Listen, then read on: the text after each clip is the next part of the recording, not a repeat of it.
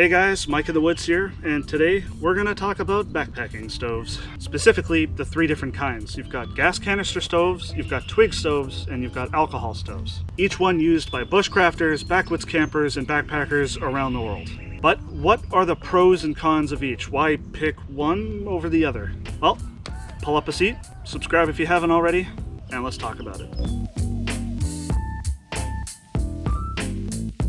So, three different fuel sources: gas, alcohol, and sticks. Each stove type works on the same principle, basically just lighting stuff on fire and keeping it going until your water's boiled or your food's cooked. Twig stoves are pretty straightforward. They're basically tiny little barbecues. Get a fire going inside and keep feeding sticks into it as needed. Alcohol stoves, you just fill it up with fuel and light it on fire. And gas canister stoves, you screw your stovetop onto the canister, open up the valve, and you guessed it, light it on fire. But that's about where the similarities end.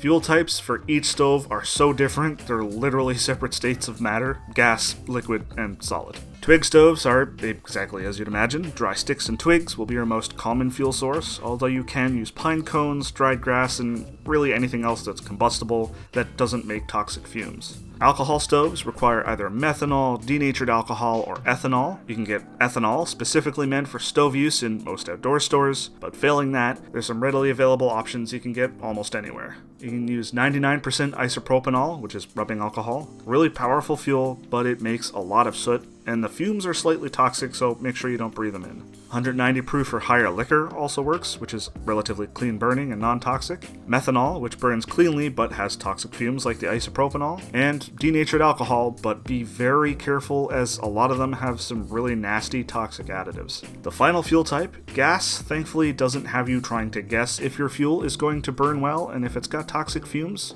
It comes in small canisters specifically meant for camping use and comes in three primary types. You got propane, which offers the best cold weather performance the higher the propane content. The purer the propane, the heavier the canister will be, as it has to be under higher pressure, which means a thicker canister. You got isobutane, which is more efficient but more expensive. And you've got regular butane or N-butane, which is very inefficient except in the warmest weather, but is insanely cheap. Generally, it won't be purely one of those three gases. They're usually in various mixtures meant for specific purposes. If you're not sure what type you need, you can always ask. Alright, so we know how to use them, and we know how to fuel them, so what are their strengths and weaknesses? First up, for Twig stoves, here's the pros. They have an infinite fuel supply as it's sourced from your environment. It's the lightest and least bulky option as you don't have to bring your fuel with you, and it's the most reliable of the three as it's mechanically dirt simple and you don't have to worry about soot choking up a very precise air-fuel mixture. They're not without their downsides though. Fuel is entirely dependent on your environment. You might be in an area with little to no combustible materials, or it might be completely waterlogged from rain. Also, fire bans apply to these as well, and it has to constantly be fed fuel in order to maintain a constant flame. What about alcohol stoves? Well, here's their pros. They have a consistent burn rate and temperature. They're mechanically simpler and more reliable than a gas stove, to the point where you can literally make one out of a can. The fuel and stove are very cheap, and the fuel's readily available from hardware stores to pharmacies. They probably have the worst cons of the three though. They're highly susceptible to wind, they're dangerous if they're tipped over, spilling the fuel everywhere, and as such are also not usable under a fire ban, and they're the slowest option of the three. What about gas canister stoves? Well, here's their pros. They're the fastest and most efficient option. You get very precise control over the flame and therefore the temperature, and it's the only option of the three that's usable during a fire ban. That's not to say they're without their cons. Their performance depends greatly on the temperature and the specific fuel mixture. Canisters retain most of their weight after running dry, so you don't really save a lot of weight after they're empty. And compared to the other options, they are mechanically complex and offer more points of failure, like clogging, a poor seal, broken valve, and broken arms. But most importantly, what is it that you personally care about most when picking a stove? If you want the cheapest option, it's the alcohol stove without a doubt. A couple cans of soda and a bottle of pure rubbing alcohol is all you need at a minimum, and that's about $5 to get you a camp stove and enough fuel for a week. As long as there's no fire ban, these are a great option to have, from casual camping trips to weeks-long backpacking or backcountry camping trips.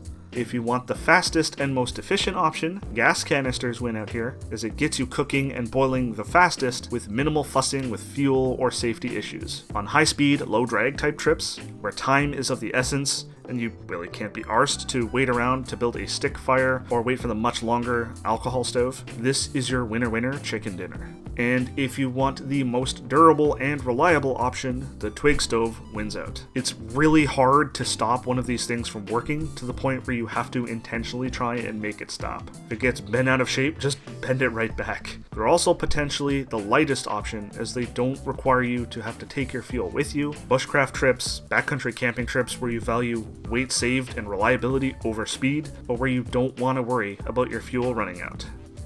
All that being said, why is it then that when I pulled the Our Wilderness Backpacking subreddit, did a whopping 76% of over 700 voters say that they use a gas canister stove over any of the other options, including just plain campfires? The reason? Gas canister stoves stand tall as being the most viable option when it comes to complying with laws, bylaws, and local leave no trace rules, including being the only option out of all of them that's usable during a complete fire ban. They have minimal impact to the environment as they don't consume local resources or leave around byproducts like ash.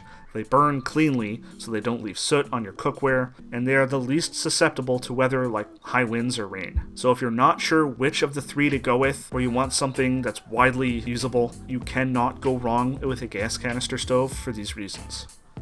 So there we go, that was my densely packed explanation of the different stove types and their uses. Hopefully this was valuable to you in helping figure out which one you want. If not, drop me a comment down below as I do read all of your comments. I'll leave some Amazon affiliate links to my personal recommendations for a few different backpacking stoves in the description, so check those out if you're in the market for one. If you're new to the channel, I combine fun, futuristic technology with traditional outdoors experiences, so check out my other videos and consider subscribing if that's your thing. If you've watched all the way to the end, you're awesome, and I'll catch you next video, guys.